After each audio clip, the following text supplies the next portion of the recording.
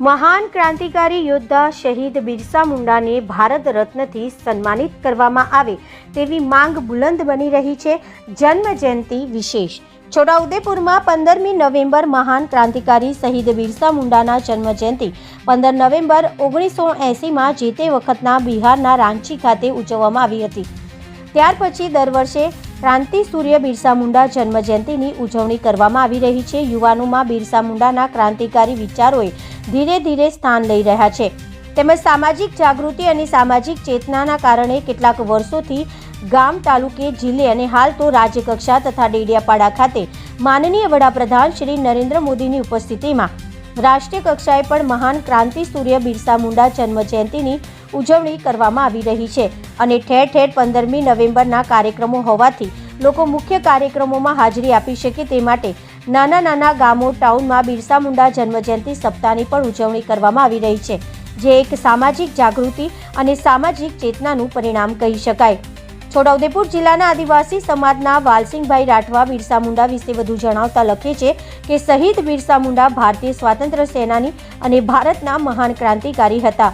તેમનો જન્મ 15 નવેમ્બર 1875ના દિવસે ઝારખંડ રાજ્યમાં આવેલા રાંચી શહેર નજીક ખૂંટી જિલ્લાના ઉલીહાતુ ગામમાં સુગના મુંડા અને કરમી હાંતુના ત્યાં થયો હતો। સાલગા ગામમાં પ્રાથમિક શિક્ષણ પૂરું કર્યા પછી તેઓ ચાઈબાસા ઇંગ્લિશ મીડિયમ સ્કૂલમાં અભ્યાસ માટે આવ્યા હતા। એમનું મન હંમેશા પોતાના સમાજની બ્રિટિશ શાસકો અને શાહુકારો દ્વારા કરવામાં આવેલી સમાજની બુરી દશા માટે વિચારતું રહેતું હતું। એમણે મુંડા લોકોને અંગ્રેજોથી મુક્ત મળે તે માટે જાતે નેતૃત્વ પ્રદાન કર્યું। 1894ના વર્ષમાં નિષ્ફળ ચોમાસાના કારણે છોટા નાગપુરમાં ભયંકર દુકાળ અને રોગચાળો ફેલાયો હતો। બિરસાએ મન લગાવી પોતાના સમાજના લોકોની સેવા કરી। ઓક્ટોબર 1, 1894ના દિવસે નવયુવાન નેતા રૂપમાં બધા મુંડાઓને એકત્રિત કરી એમણે અંગ્રેજો સામે લગાન માફ કરાવવા માટે આંદોલન કર્યું। 1895ના વર્ષમાં એમણે ગિરફ્તાર કરી હજારીબાગ નગરના કેન્દ્રીય કારાગારમાં 2 વર્ષની કેદ સજા ભોગવવા રાખ્યા, પરંતુ બિરસા અને એમના શિષ્યોએ દુષ્કાળ પીડિત જનતાની સહાય કરવા પૂરા મનથી નક્કી કરી લીધું હતું અને આ કાર્ય કરીને તેમને પોતાની નાની વય દરમિયાન જ એક મહાપુરુષનો દરજ્જો મેળવ્યો। ધરતીના રક્ષક એવા બિરસાને તેમના વિસ્તારના લોકો ધરતી આંબાના નામથી સંબોધન કરતા હતા। આંબા એટલે મુંડારી ભાષામાં રક્ષક તેવો થાય છે અને એમના પ્રભાવની વૃદ્ધિ થતાં આખા વિસ્તારના મુંડા આદિવાસીઓમાં સંગઠિત થવાની ચેતના જાગી। બિરસા મુંડાનું તેજ અને નેટવર્ક આખા વિસ્તારમાં એક પ્રકારે ફેલાયેલું હતું કે તે વખતના સમયમાં કોઈ સંદેશા વ્યવહારના કોઈ આધુનિક ઉપકરણો નહોતા। અંગ્રેજ હુકુમત હેઠળ ચાલતી લડાઈ માટે એક હાક વાગતી ત્યારે 5 દિવસના ટૂંકા સમયમાં બોલાવવામાં આવેલી સભામાં લાખોની સંખ્યામાં જનમેદની ઉમટી પડતી। એટલા માટે જ તેમને ક્રાંતિકારી સૂર્ય બિરસા મુંડા કહેવામાં આવતા। 1897ના વર્ષ 1900ના વર્ષ દરમિયાન મુંડા અને અંગ્રેજ સિપાહીઓ વચ્ચે લડાઈ થતી રહી અને બિરસા તથા એમના શિષ્યોએ અંગ્રેજોના નાકમાં દમ કરી રાખ્યો હતો। ઓગસ્ટ 1897ના સમયમાં બિરસા અને 400 સાથીઓએ તીર કામટા વડે સજ્જ થઈને ખૂંટી પોલીસ થાણા પર હુમલો કર્યો હતો। 1897ના વર્ષમાં તાંગા નદીના કિનારે મુંડાઓની લડાઈ અંગ્રેજ સેના સાથે થઈ, જેમાં પહેલા તો અંગ્રેજ સેના હારી ગઈ, પરંતુ ત્યારબાદ એના બદલે એમના વિસ્તારના ઘણા આદિવાસીઓની ધરપકડ થઈ।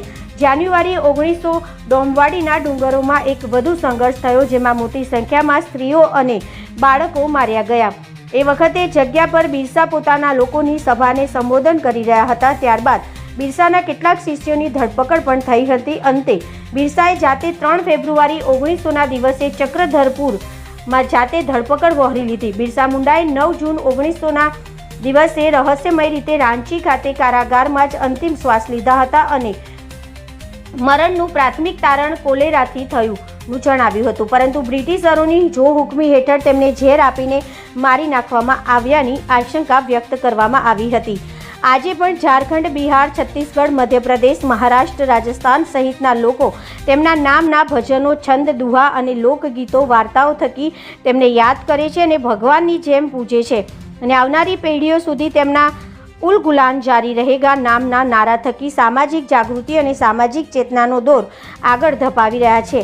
આ ઉપરાંત ભારત દેશના લશ્કરની એક પાંખ ભૂમિ દળની એક મહત્વની રેજિમેન્ટ બહાર રેજિમેન્ટના સૈનિકો નાર વાર ક્રાય તરીકે બિરસા મુંડા કી જય એમ નાદ કરવામાં આવે છે।